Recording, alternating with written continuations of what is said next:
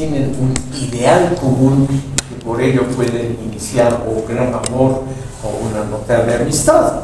Adorno nos dice, hoy en día el encuentro es una de las manifestaciones del mundo administrado. Me permito mencionar por qué Adorno menciona esto. En esa época, el libro es de 1964, la mayoría de los matrimonios y de las relaciones, digamos, no matrimoniales, pero más o menos serias, entre chicos y chicas, ya en Alemania se hacía mediante contactos por avisos. Por ejemplo, el gran periódico liberal alemán Die Zeit, que todavía existe ahora. Ese gran periódico tenía 2 o 3 páginas para la élite de avisos, eran avisos muy largos. El chico mencionaba sus cualidades y mencionaba las cualidades que quería de la chica. Cuanto más largo el aviso, obviamente mayor era la calidad del que avisaba, es decir, del que ponía el aviso en marcha. Y eso, en forma más simple, o sea, con avisos que solamente decían cosas muy a la alemana, altura, peso, fecha de nacimiento, formación, cuenta bancaria, etc. Eso es todavía lo más usual. Por lo tanto, Adorno se burlaba del concepto de encuentro de Heidegger y dice en su libro, tiene unas largas parrafadas, hoy el encuentro es una manifestación del mundo administrado, donde no hay ni espontaneidad, ni el encuentro casual, ni el llamado del destino, ni nada por el estilo. En resumen, terminamos con este curioso libro. El existencialismo está dirigido a sentimientos profundos, generalmente a sentimientos que son prejuicios sociales que no tienen que ver con un ejercicio racional. La autenticidad, dice Adorno, se amolda fácil y rápidamente al mercado, a las modas del momento y a las ideologías que están en boga. O sea, la autenticidad es lo más maleable que hay. Los conservadores como Heidegger creen que la autenticidad es la identidad misma, lo más profundo, etc. Adorno, con algunos ejemplos de la vida cotidiana, muestra a los lectores que la autenticidad es lo más moldeable, maleable que hay, y que por lo tanto de autenticidad en sentido estricto tiene muy poco.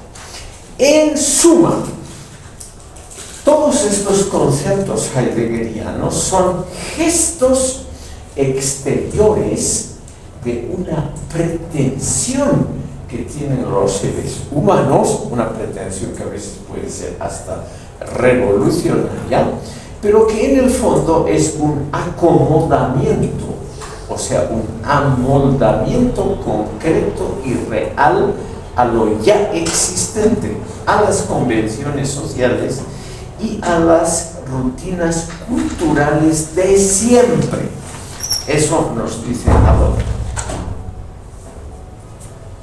Pasaremos, estimado público, también por razones de tiempo, a otro libro, más o menos de los mismos años, 1963-64, un libro que se llama Intervenciones. Todos estos son libros pequeñitos, libros de bolsillo, más o menos 150 páginas, todos ellos extremadamente populares en lo que podríamos llamar la cultura estudiantil universitaria de hace 60 años, muy populares. Intervenciones, se llama el otro volumen, 9 modelos críticos. Este libro, me parece a mí, pudiendo equivocarme fácilmente, es el más interesante escrito por Adorno. Son temas misceláneos, o sea, mezclados de todo un poco, van desde la política cotidiana hasta cuestiones eternas de filosofía, etcétera. Algunos ensayos sobre pedagogía, otros sobre la influencia de lo que en ese momento era el medio dominante por excelencia, que era la televisión. Hoy en día, como hay redes sociales y muchas otras cosas, estimado público, no nos podemos hacer una idea de la enorme importancia de la televisión. Todo el mundo veía televisión. En un estudio que ha hecho justamente el Instituto de Investigaciones Sociales en Frankfurt, llegaban a la conclusión de que ya en esa época, 1963, el ser humano promedio pasaba 5 horas diarias delante de una pantalla de televisión. Como hoy debe ser, me imagino que es mucho más, lo que pasa el ciudadano común y corriente frente a su teléfono celular, en esa época ante la televisión. Adorno abre el libro con su ensayo más conocido. El ensayo se llama ¿Para qué sirve la filosofía? Le preguntaron esto en un foro público. Sobre todo, ustedes imagínense, es la época de la reconstrucción. Es una época de una enorme prosperidad material en Alemania, 1963. Y las profesiones se vuelven cada vez más exigentes. Igual que aquí, en este momento hay una discusión, por ejemplo, si se anula o no esta carrera. Muchos tecnócratas la consideran simplemente superflua, porque no tiene una ocupación inmediata después de titularse, ¿no es cierto? No hay algo, no es como ser dentista o algo similar. Por suerte no tenemos una visión inmediata de cómo va a ser el universo ocupacional. Y lo mismo en Alemania. Entonces había también la tendencia a abolir, a eliminar esas carreras universitarias llamadas en Alemania de lujo: antropología, filosofía, literatura, historia, etc. En Alemania, en las universidades grandes, hay muchas más carreras que aquí, que son consideradas también carreras de lujo.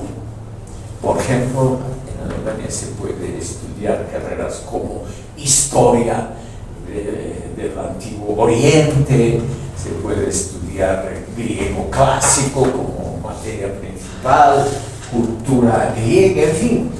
Hay una serie enorme. Se puede estudiar hinduística, que es la cultura y la historia de la India. Se puede estudiar una de las carreras ahora más apetecidas, sinología, o sea, historia, cultura, idioma de la China.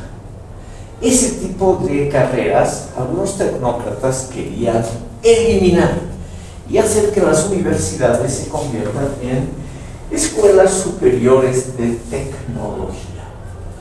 Lo invitaron a Adorno a un foro televisivo, a un foro muy grande en Berlín, y él dio esta conferencia: ¿para qué sirve la filosofía? Permítanme en pocas palabras resumirles este ensayo, que en mi opinión personal, que puede estar equivocada, es el mejor ensayo escrito por Adorno. Él dice lo siguiente: lo usual es afirmar lo positivo de la filosofía a los jóvenes estudiantes oyentes para que no se desanimen, como estoy yo haciendo ahora.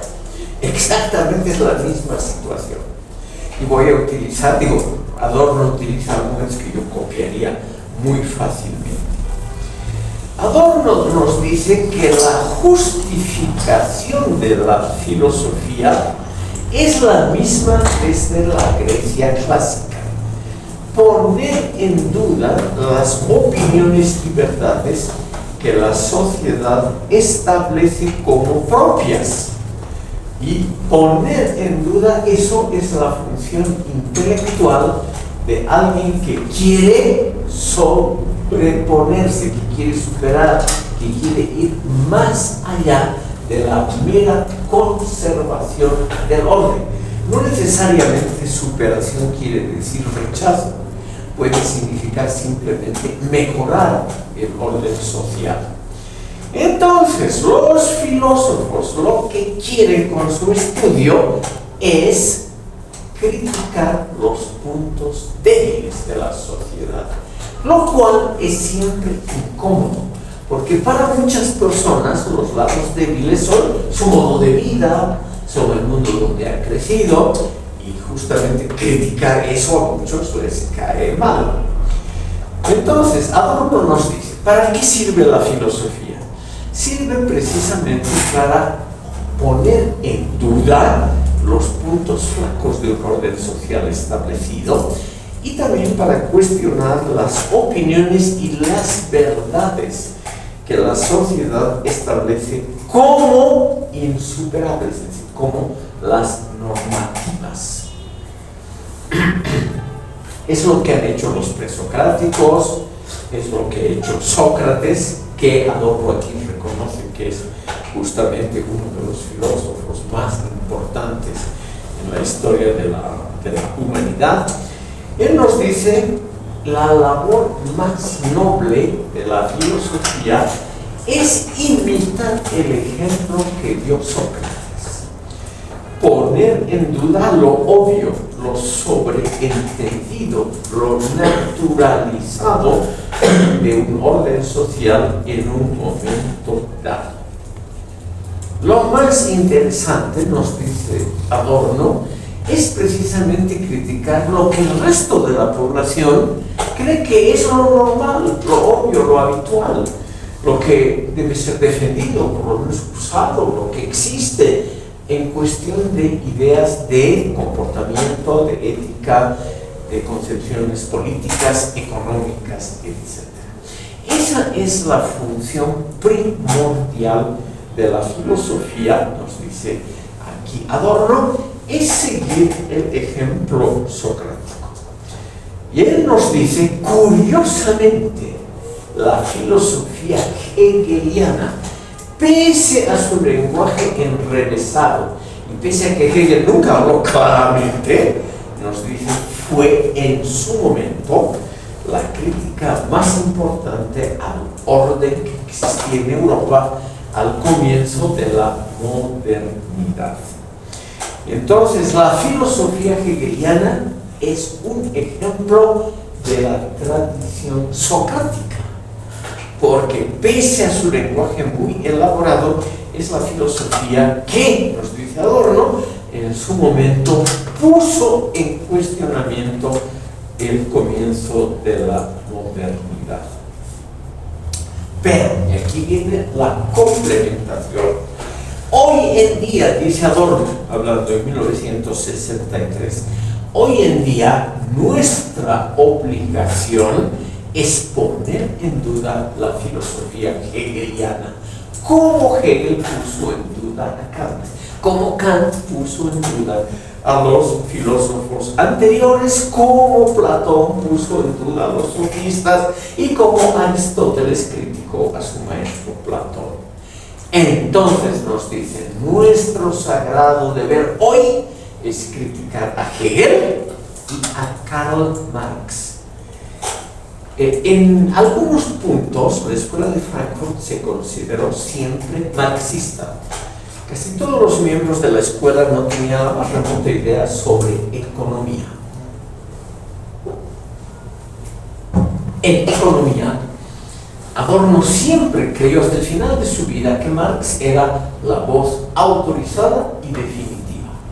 Pero, al mismo tiempo, en este ensayo, Adorno nos dice, nuestro deber sagrado de permanecer fieles a la mejor tradición filosófica, que es la tradición crítica, es poner en duda hoy a Hegel y a Marx. Porque solo así, poniendo en duda la labor de los grandes maestros, vamos a comprender nuestro mundo y lo que es necesario para el futuro inmediato. Hegel, al fin de su vida, idealizó al Estado prusiano alrededor de 1830 como si hubiese sido la culminación de la razón histórica. Hegel ahí, dice Adorno, se equivocó. Y lo mismo Marx al creer que su teoría era la mejor explicación del modo capitalista avanzado. Hoy, nos dice Adorno, no podemos comprender nuestro mundo si solo nos basamos en Marx. Hay que estudiar a Marx, pero también hay que estudiar a los críticos de Marx para comprender el mundo actual. Y ahí vuelve a lo clásico y nos dice, hay que seguir la idea kantiana. Kant dijo, solo el camino crítico está abierto hoy al pensamiento. Y eso significa, en sentido enfático, vamos a ver que es una palabra muy usada por Adorno a partir más o menos de ese año. Adorno nos dice la verdad enfática, o sea, la verdadera, la profunda sobre una sociedad hoy se consigue solamente leyendo críticamente, no creyendo que es la verdad absoluta, a los sociólogos, a los cientistas sociales y a los filósofos de nuestra época. Solo ese camino, o sea, criticando lo existente y lo que se está escribiendo, solo ese camino nos puede llevar a comprender nuestra compleja realidad. Hay que combatir toda doctrina que postule la adaptación a las necesidades de la realidad, como si la adaptación, palabra favorita en las ciencias sociales norteamericanas, la adaptación exitosa a lo que hay. Él nos dice, esa directriz suprema del pensar en el mundo norteamericano es algo falso filosóficamente. No es la adaptación a lo que ya existe, sino es la crítica de lo que ya existe, lo que nosotros en la tradición socrática tenemos que insistir en seguir ese camino. Hegel dijo, el todo es lo verdadero. Adorno, en este ensayo, una frase que se va a repetir en toda la obra posterior de Adorno, Adorno nos dice, el todo, el conjunto, es lo falso. O sea, el mundo actual no es el mundo emancipado, humanista, etc., en el cual creyó la mejor parte de la filosofía. El todo social, político, histórico, el todo es lo falso, no es lo verdadero, como supuso Hegel. Por lo tanto, la dialéctica, y aquí explica, es la única vez que explica qué entiende él por dialéctica, y nos dice, dialéctica es la crítica de todo y en todo momento. La crítica es el rechazo de la ingenuidad, del infantilismo. Como les he contado, estimadas y estimados, ser infantil es lo que más odiaba Adorno. Y una de las cualidades de lo infantil, según Adorno, siempre según Adorno, es la ingenuidad. Entonces, a partir más o menos de este ensayo, hasta el fin de su vida, Adorno se dedica a criticar la ingenuidad de los seres humanos. Es decir, la tendencia muy normal de los seres humanos a creer en la veracidad de los discursos políticos, de la propaganda comercial, es decir, cualquier cosa que sea dicha con pretensión de corrección política, de verdad filosófica o de cualquier cosa establecida, todo eso debe ser criticado. Es la tendencia adorniana, un pancriticismo, o sea, un criticismo, una tendencia kantiana, según él, de poner en duda todo lo dicho, todo lo existente, todo lo que se pueda pensar también sobre el futuro. Tiene una frase muy conocida que dice, Filosofía es la obligación de superar la ingenuidad. ¿Por qué? Porque el mundo actual, el mundo que ha creado el ser humano, no es un mundo perfecto. Lo que ha creado el ser humano, estimado, porque aquí viene una palabra muy dura, lo que ha creado el ser humano es una equivocación. El mundo, el orden social, es un mundo equivocado. ¿Por qué? Porque ya hemos descubierto todos los elementos económicos y tecnológicos con lo cual podríamos construir un mundo feliz. Y sin embargo es el mundo todavía de las guerras, de los conflictos sociales, es el mundo de la bomba atómica, es el mundo del peligro. Imagínense ustedes la Guerra Fría en 1963, el peligro inmediato de una guerra mundial que todavía existía. Alemania estaba en el primer frente, tenía frontera con países socialistas como la entonces Checoslovaquia, la República Democrática Alemana, etcétera, etcétera.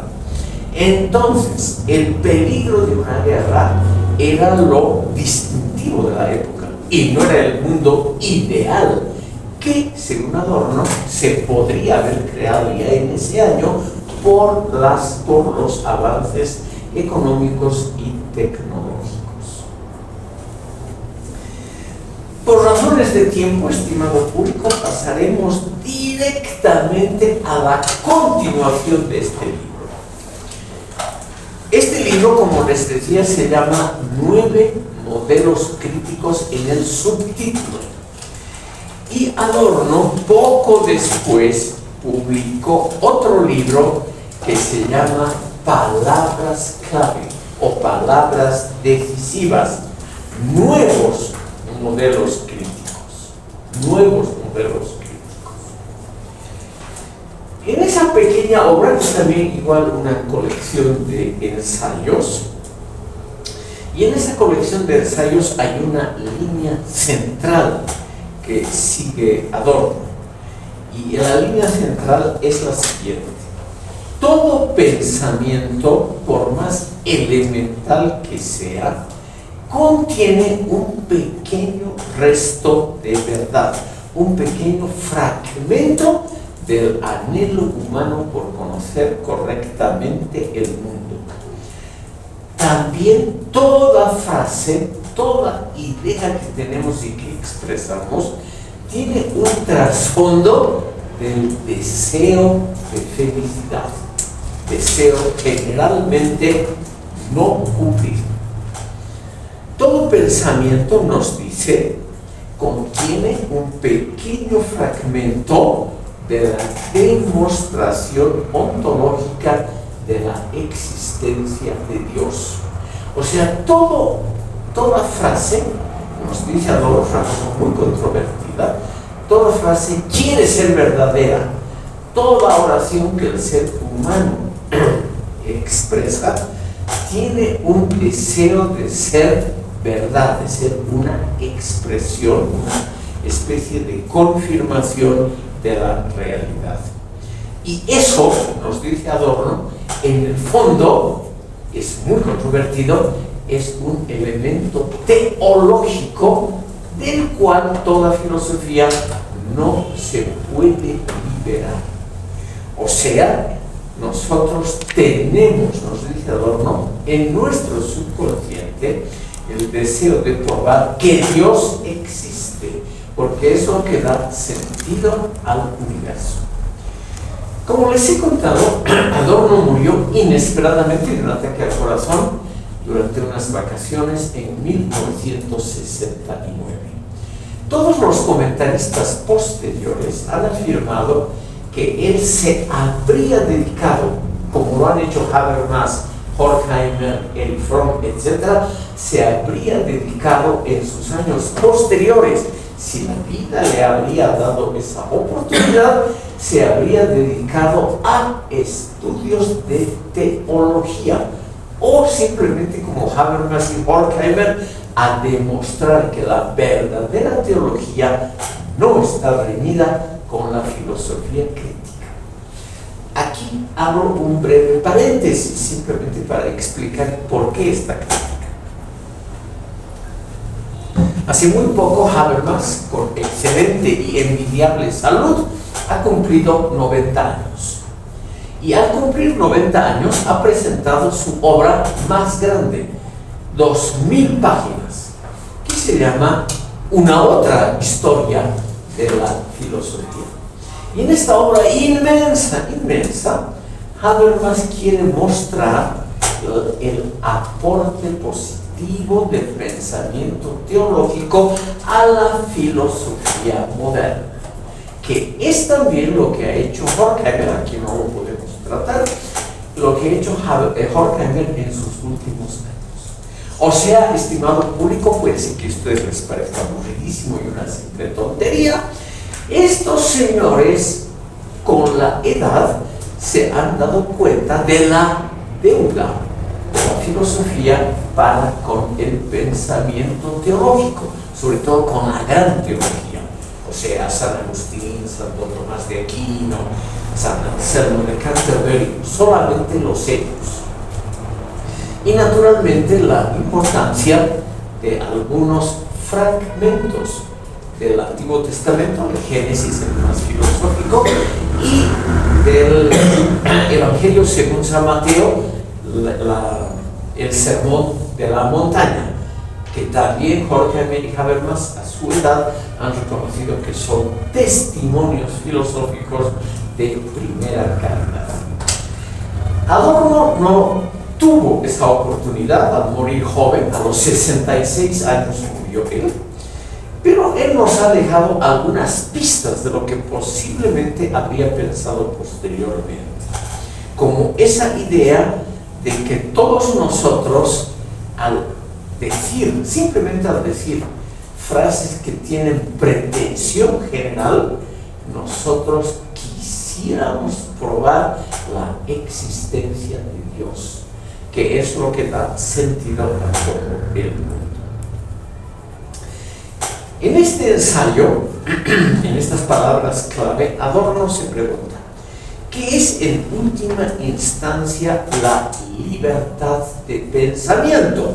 Y responde de la siguiente manera: la verdad en sentido profundo, como él usa esta palabra, en sentido enfático, se alcanza a menudo solo si uno pone en cuestionamiento las verdades consideradas como tales en el momento actual. O sea, hay que poner en duda lo que dice la propaganda comercial, por un lado, en el mundo capitalista, pero también las verdades repetidas como evangelios en el mundo socialista. Estimado público, es 1963 en la Unión Soviética y en los países satélites, por ejemplo, en la República Democrática Alemana o Alemania Oriental, se publicaban miles de libros que eran en el fondo o extractos o continuaciones de la teoría marxista, considerada como algo absolutamente válido, vigente, verdadero y no criticable. A la vista de esas verdades, tanto las comerciales del capitalismo como las dogmáticas del mundo oriental, Adorno nos dice: el único trabajo del filósofo es pensar exactamente como un artista. Esto seguramente les va a gustar a algunos de ustedes. ¿Qué hace el verdadero artista? En primer lugar, el verdadero artista considera que su trabajo es un juego. Eso es lo que tiene que hacer el verdadero filósofo: tener una acción lúdica con respecto al pensamiento. Porque después de todo, nos dice Adorno, la vida es tan seria y tan dura que no puede ser tomada realmente en serio por gente pensante. La vida es tan horrible para la mayoría de la gente, tan dura, tan vacía, tan repetitiva, que solamente mediante una visión lúdica, o sea, de juego, una visión lúdica, es que podemos comprender que hay algo más en la vida que no es solamente el trabajo y el éxito. Hay, por lo tanto, el mundo del juego, el mundo del placer por el placer mismo, que es el arte. Esa creación artística, la verdadera creación artística, es la creación no comercial. Lo que hace el auténtico artista cuando está solo y crea cosas importantes, se libera de toda alienación. Adorno considera que Hegel y Marx han tenido razón al explicitar que el mundo moderno es el mundo de las alienaciones, es decir, de aquellos momentos en que el ser humano no se identifica ni consigo mismo, ni con la naturaleza, ni con la esfera laboral, porque siente extrañas, alienadas. Alien, la palabra significa lo extraño.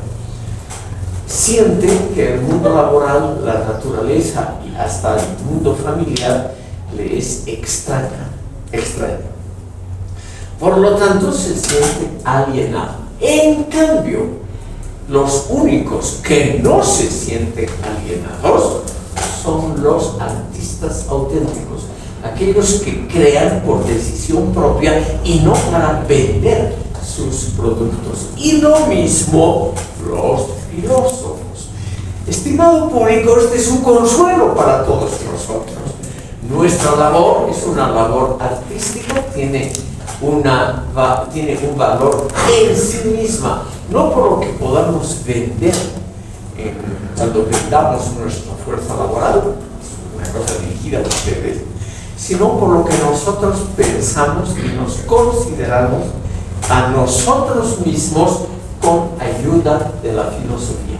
En una palabra, considérense chicos y chicas afortunados y afortunadas, porque la filosofía les enseña que ustedes tienen un valor propio intrínseco y que ese valor no depende de cosas externas como un posible trabajo bien remunerado o de una desgracia el no tener el trabajo bien remunerado. O sea, tengan o no tengan ustedes una posición laboral cuando terminen sus estudios, ustedes mediante la filosofía han adquirido la conciencia de su propio valor individual, que ese sí es auténtico en el sentido original del término, autos, nomos, que se da a sí misma la ley, porque ustedes van a ser los propios jueces de su valor.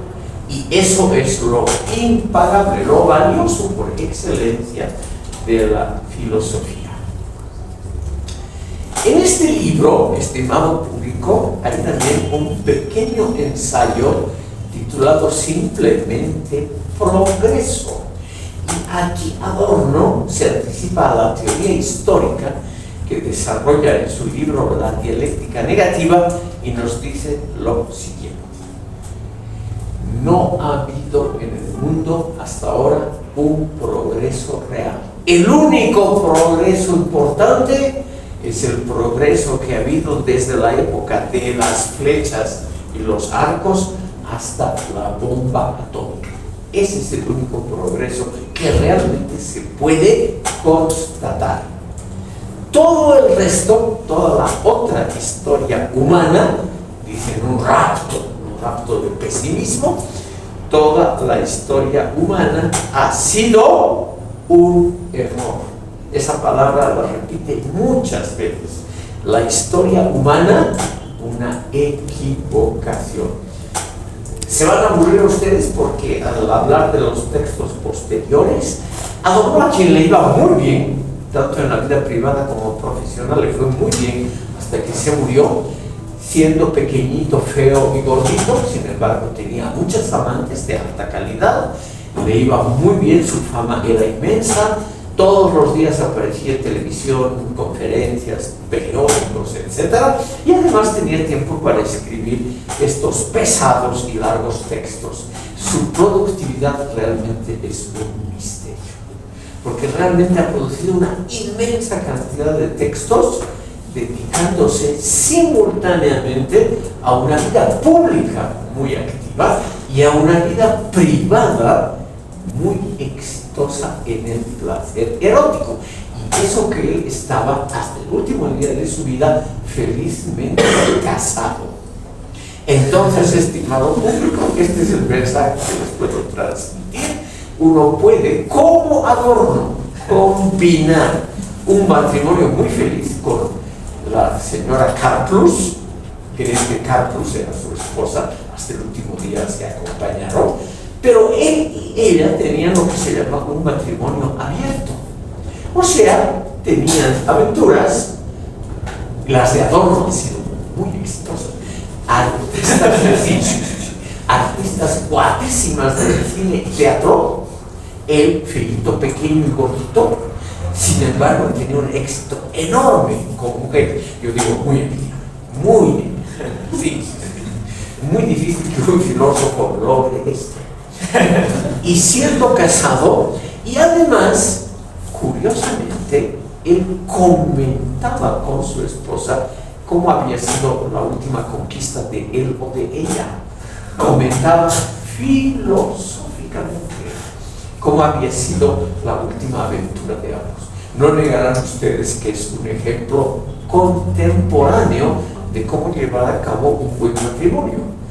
Y él tenía una sola justificación: la extrema tolerancia en el matrimonio es lo que lleva a la extrema felicidad, la tolerancia. Claro, no se puede exigir que sea la conducta de todos. La inmensa mayoría de los seres humanos son celosos, ¿no es cierto? Hombres y mujeres creen que el cónyuge es una parte de sus pertenencias, no quieren de ninguna manera perder el dominio sobre esa persona. Sí, pero Adorno es un ejemplo muy diferente a Horkheimer, que fue absolutamente fiel a su única y aburrida esposa, muy en cambio, Adorno realmente fue en eso, en su vida privada le fue extremadamente bien. Y sin embargo, él veía al mundo como negro, la historia como una equivocación, y a él le iba extraordinariamente bien. Esas ironías de la historia, estimado público, son dignas por lo menos de una breve reflexión. Adorno nos dice: las tesis sobre el concepto de historia de su amigo Walter Benjamin, nos dice, es la reflexión filosófica más adecuada acerca del progreso. ¿Y qué es el progreso para Walter Benjamin? Es el camino a la catástrofe, que sería bueno detenerlo. En la novena de las tesis sobre la historia, Benjamin dice: el progreso es como un tren expreso que va a la catástrofe. Entonces, ¿qué es lo razonable? Es detener al tren con el freno de emergencia, lo cual obviamente no se puede en términos históricos.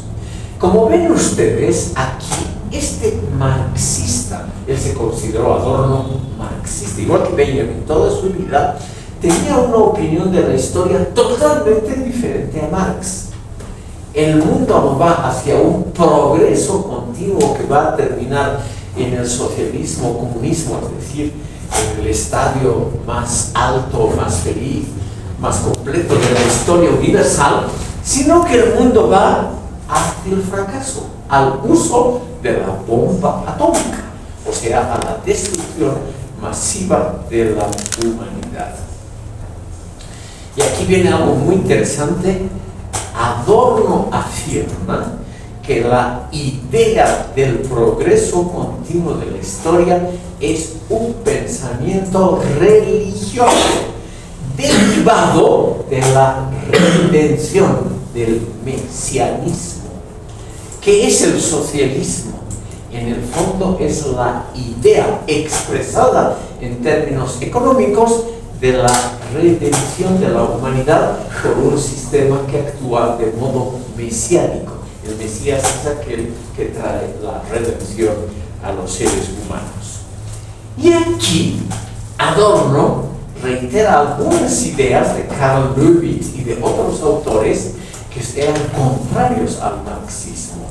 Por ejemplo, la concepción de que la filosofía de la historia de Hegel y Marx es en el fondo, una aplicación en términos económicos de una historia sagrada, de la historia justamente que la Biblia es la primera que la fija.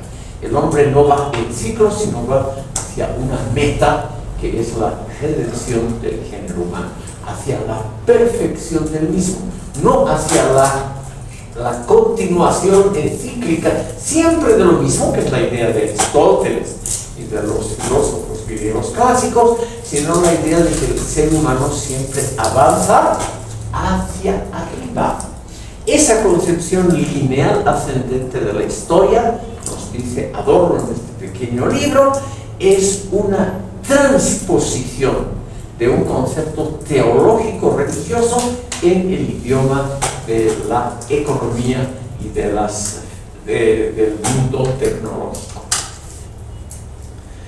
Estimado público, en este libro, que tiene un ensayo de los últimos de Adorno, él se defiende de lo que ya hemos comentado, de haber traicionado o abandonado al movimiento estudiantil y a las fuerzas de izquierda al no haber apoyado la revuelta estudiantil a partir de 1967. Y aquí él, igual que Habermas, nos dice, estos estudiantes, en el fondo, pues durísimo, estos estudiantes de ideas marxistas, revolucionarias, trotskistas, maoístas, inmediatamente, estimado público, surgieron unas 100 sectas, todas radicales, todas comunistas, de todas las líneas que estaban de moda en esa época, 1967-69, cuando muere Adorno, trotskistas, stalinistas, maoístas, en fin, guevaristas, todo lo imaginable. Y aquí él dice esta durísima palabra: son fascistas de izquierda. Son fascistas de izquierda.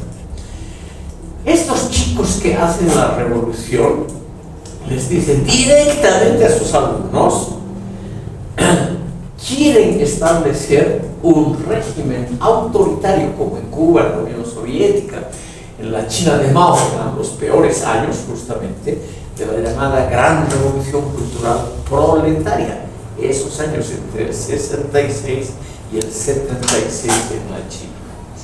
Él nos dice, Adorno, los revolucionarios han traicionado, por eso son fascistas de izquierda, han traicionado el espíritu crítico de la filosofía, arrojándose a los brazos de sectas autoritarias, stalinistas, trotskistas, maoístas. Él nos dice, qué curioso, en la época de la mayor libertad en la historia alemana, en la época del mayor florecimiento de doctrinas como la propia de la Escuela de Frankfurt, extremadamente progresistas y liberales, los alumnos, dice Adorno, mis alumnos disputan ser maoístas, trotskistas, stalinistas, etc. ¿Por qué? Y aquí viene la explicación por qué son fascistas de izquierda.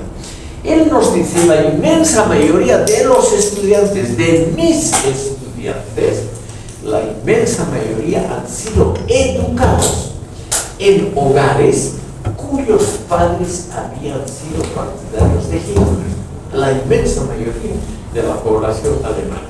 Y estos mis queridos alumnos, que se dicen izquierdistas, progresistas, marxistas, en el fondo de su corazón quieren sentir la mano dura del padre autoritario.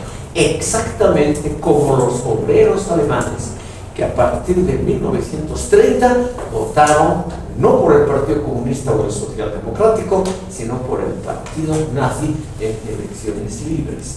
Él dice, aquí se repite una generación después lo que hicieron los alemanes en 1930. A pesar de todas las posibilidades que tenían en 1930-33 de haber elegido libremente opciones más democráticas, más liberales, la misma gente que se decía comunistas, socialistas, terminan eligiendo voluntariamente a Hitler. Mis alumnos que han pasado una parte de su vida leyendo a Hegel y Marx, ahora caen bajo las garras de cualquier pequeño autoritarismo maoísta, stalinista, etc. Son les dice claramente, una enorme desilusión. Las biografías de Adorno, estimado público, dicen que en los últimos días de su vida él estuvo realmente muy deprimido, porque él notó además que sus mejores alumnos, los más inteligentes, podemos dar algunos nombres, pero no lo hago para no aburrir a ustedes con gente de poca importancia, sus mejores alumnos caen dentro de sectas autoritarias, como la banda Baader-Meinhof, que se dedica a hacer terrorismo con bombas, que terminan todos presos o muertos en prisión, o que se dedican al stalinismo, al maoísmo, al castrismo, etc., cosas extraordinariamente populares, olvidando el pancriticismo que Adorno había justamente predicado durante años a esos mismos estudiantes. Entonces, él, en sus últimos meses de la vida, realmente se encontraba muy deprimido justamente por lo que él cree que los estudiantes lo han traicionado. Terminaremos un pequeño detalle de este libro. Él nos dice, una ética razonable exige una persona con total autonomía de pensamiento y libertad para tomar decisiones y, si es necesario, revisar y modificar sus opiniones anteriores. En cambio, mis alumnos, dice Adorno, no han revisado sus posiciones anteriores, sino que en el fondo mantienen incólume, o sea, sin cambios, la ideología de los padres, el respeto a líderes autoritarios. ¿Quiénes eran esas figuras que los chicos en enormes pancartas, etcétera, llevaban por las calles en Frankfurt y en Berlín? Eran justamente esos líderes autoritarios, Stalin, Lenin, etcétera, Trotsky, Mao, Castro, algunos líderes africanos, Ho Chi Minh, líder vietnamita, etcétera, que según Adorno eran simplemente líderes autoritarios que no tenían que ver con la sagrada herencia hegeliana y marxista. Entonces, él cree que lamentablemente se puede hablar de una traición de la juventud alemana a los ideales del pancriticismo. Ahora, más bien nos dice lo siguiente: no hay que someterse a esos grupos autoritarios que pretenden dictar a todos la línea correcta, como los grupos estudiantiles se dedicaron a hacer inmediatamente después de la rebelión estudiantil. Él dice, es un terrorismo intelectual lo que hacen los alumnos. Ese ultraactivismo que solamente tiene un valor estético, pintarrajear paredes, creer que vestirse de otra manera, hacerse crecer la barba. En esos años, estimado público, al 67-68, los varones estudiantiles iban con traje, corbata y bien afeitados a las clases. Meses después cambia completamente, todo todos van con barba y mal vestidos. Y Adorno dice, no es casualidad.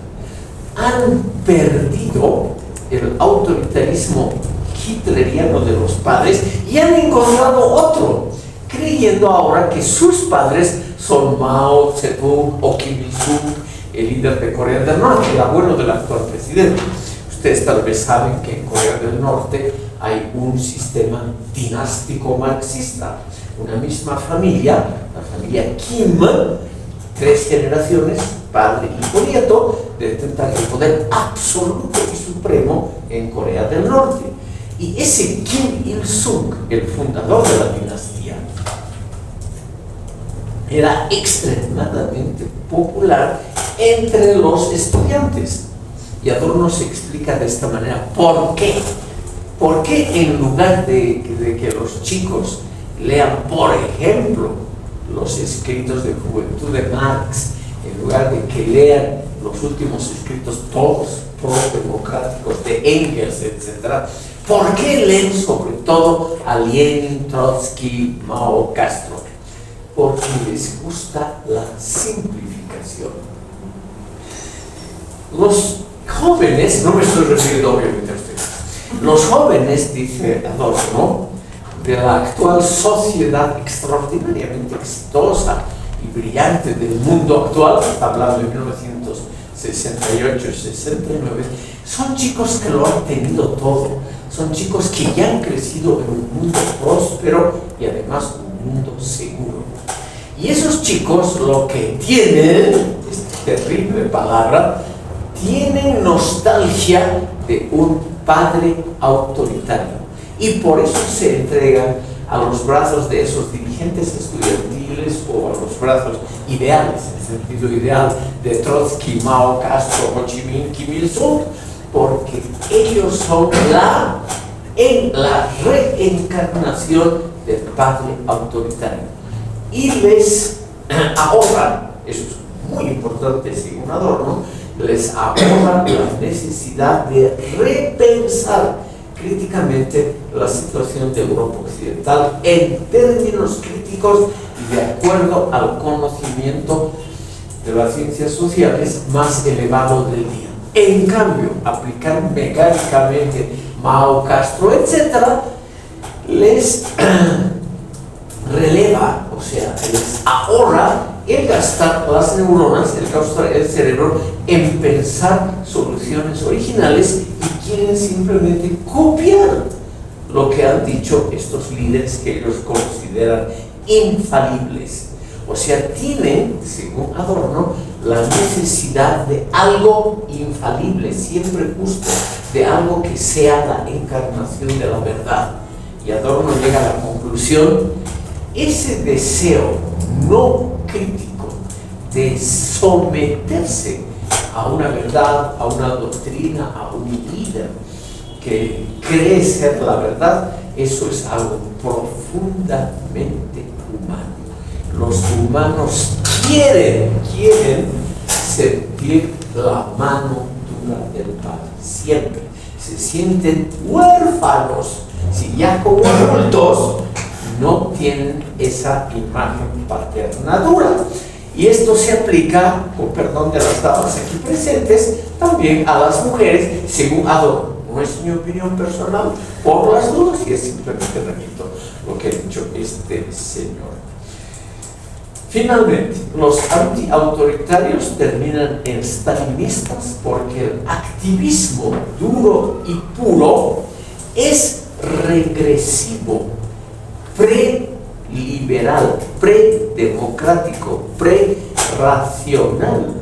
Entonces ahorra pensar de forma autónoma a estos jóvenes. Y por ello, esas soluciones simplistas, castrismo, maoísmo, stalinismo, son tan inmensamente populares. Sienten los chicos entre sí una solidaridad típica de la solidaridad de masas descrita por Sigmund Freud. Freud cree, estimado público, que los seres humanos se sumergen con gusto en una masa porque quieren sentir solidaridad inmediata. Eso les encanta, estar parte de un grupo, de una manifestación donde todos se mueven, piensan igual y además donde todos unos a otros se dicen hermanito, compañero, etcétera, etcétera. Todas son compañero, hermano, camarada, son expresiones de solidaridad. Adorno y Habermas dicen esos sentimientos de una solidaridad ordenada desde arriba, practicada en forma coercitiva, es una falsa solidaridad, como fue la necesidad, por ejemplo, hasta podía costar la cabeza, durante la Revolución Francesa se prohibió el término señor, señora, y había que decir a todos ciudadano. En la Unión Soviética, camarada, bajo el régimen hitleriano, compañero, etc. Entonces, esas cosas obligadas, repetitivas, coercitivas, son, según Adorno, lo que ahorra el pensar. Y por ello la gente, los chicos, se sumergen voluntariamente en una manifestación de donde unos a otros, chicos y chicas, se van sugiriendo que por fin son hermanos. La sociedad alemana, dice Adorno, es una sociedad muy dura. Es una sociedad donde domina el principio de rendimiento, donde la gente gana dinero según lo que puede aportar a la empresa. Es una sociedad del rendimiento compulsivo, del desempeño exitoso medible matemáticamente. Y esa sociedad alemana, o general occidental, dice Adorno, es una sociedad donde el cariño, el amor, la solidaridad interpersonal es un bien escasísimo y por lo tanto muy apreciado. ¿Qué quieren esos chicos que vienen de familias donde trabajo, éxito era todo? Esos chicos quieren un poquito de calor, de amistad, no mediados por medio del principio del éxito. El principio más mentiroso, dice Adorno, de todos los principios éticos. La idea de que el éxito lo es todo. Esa frialdad interpersonal, entonces, lamentablemente fomenta, promueve la inversión de los jóvenes en grupos stalinistas, maoístas, que eran inmensamente populares, porque esos grupos practican obligadamente esa solidaridad. Por ejemplo, los más radicales practican obligadamente el amor libre. En las llamadas comunas habitacionales, que fueron muy populares en Alemania y en Europa Occidental a partir de los años 60, los habitantes estaban obligados a tener relaciones unos con otros. No era que se gustaran o no, simplemente si uno quería, él o la otra estaba obligada a seguir, sí, a entregarse como muestra de solidaridad. Y a eso llama Adorno una especie de stalinismo encubierto. O sea, ¿en qué ha terminado la gloriosa revuelta estudiantil tan promisoria, según Adorno, de 1967 adelante? Ha terminado lamentablemente en un nuevo autoritarismo revestido de color rojo, revestido de frases huecas, igual que las heideggerianas, frases huecas como camarada, compañero, amigo en la lucha contra el capitalismo, etcétera, etcétera. Frases huecas que no significan nada, pero a los ingenuos, a la inmensa mayoría de la gente, le gusta ser engañada con una falsa solidaridad. Y ese es el éxito, nos dice Adorno, de los movimientos totalitarios. Muy similar el fascismo en los años 30 y el maoísmo, o esas ideas izquierdistas extremas en la década de 1960. La creación de una falsa solidaridad. Estimado público, en los minutos que faltan me voy a referir a otra pequeña obra de Adorno que se llama simplemente Crítica. En subtítulo, Escritos breves sobre la sociedad. Fueron escritos de Adorno poco antes de su muerte y publicados póstumamente. Menciono solamente el tenor general. Estimado público, lo que Adorno trata en estos ensayos son ensayos dirigidos al gran público. Como les decía, Adorno tenía una actividad enorme: radio, televisión, periódicos, conferencias, etc. Muy grande su actividad. Por eso también le dio un infarto a los 66 años, porque realmente era un mago de la comunicación social. Adorno en estas conferencias, que son conferencias televisivas o radiales, nos dice: hay que evidentemente fomentar el individualismo bien concebido. El único individualismo bien concebido no es aquel del consumo permanente y siempre creciente, sino es la capacidad de pensar autónomamente y, sobre todo, configurar una vida de acuerdo a parámetros propios que no tengan que ver con las modas comerciales del momento.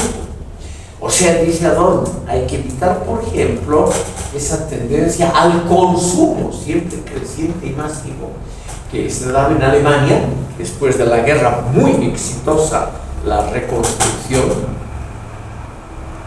En esos momentos, estimado público, Alemania era, después de Estados Unidos, la potencia comercial más grande. Había realmente una enorme demanda de bienes manufacturados en Alemania, como ahora por los productos chinos. Así eran esos años 50, 60, muy exitosos para la economía alemana. Y eran los alemanes normalitos las principales víctimas de la propaganda del consumo masivo. En cambio, Adorno nos dice: eso es precisamente lo que la gente autónoma, la que piensa por cuenta propia, tiene que evitar. Hay que evitar el consumo masivo, las modas intelectuales, por más fuertes, por más promisorias y progresistas que parezcan, hay que evitar las modas intelectuales. Y esto significa, dice Adorno, simplemente confiar en la propia conciencia. Hay que confiar en la propia capacidad intelectual de distinguir lo que es bueno, lo que es malo, lo que es adecuado o no a una época moderna. Y se lamenta de que son los jóvenes universitarios, esos jóvenes que ya no han vivido el horror de la Segunda Guerra Mundial, son esos jóvenes los que no quieren utilizar su cerebro de forma autónoma y más bien siguen las modas, siguen ciegamente las modas del momento. La propaganda, nos dice Adorno, dice, por ejemplo, que lo progresista es probar drogas. Pues toda la juventud se dedica a probar drogas porque tiene fama de ser algo muy progresista. La moda dice ahora: no hay que usar corbatas, hay que usar todo lo contrario, hay que parecer espontáneos. Y Adorno nos dice: no hay nada menos espontáneo que las modas, que los grandes consorcios de ropa justamente les obligan a los jóvenes bajo la propaganda de que ahora la moda es la moda casual. Ese es un simple engaño, pero a la gente le encanta creerse que son individuos autónomos y seguir simultáneamente la moda del momento. Ese es, lamentablemente, con esto termino, es lo que Adorno critica a la juventud se creen individualistas, absolutamente autónomos, se creen enemigos del sistema capitalista y son los que más consumen, los que más viven en el sistema capitalista, los que con toda seguridad en el futuro van a ser buenos funcionarios o buenos obreros, empleados del sistema capitalista. Adorno no vivió para ver esto, pero realmente, como dice su discípulo Habermas, con ejemplos concretos, los más destacados líderes estudiantiles de las revueltas de los años 60, los más distinguidos, terminaron todos ¿dónde? Bernd Rabel, Rainer Langhans, los más ilustres, terminaron en el partido alternativo por Alemania, que es el partido fascista de la actualidad. Adorno previó, van a terminar así. Estimados, aquí hemos llegado al fin. Muchas gracias por haberme escuchado. Para los que han llegado tarde, 19 de junio es el último día de clases y el día de la entrega, el último día de la entrega del pequeño trabajo. Les voy a mandar en el WhatsApp algunas indicaciones sobre este trabajo, comentando lo que el señor Carlos nos ha escrito. Gracias por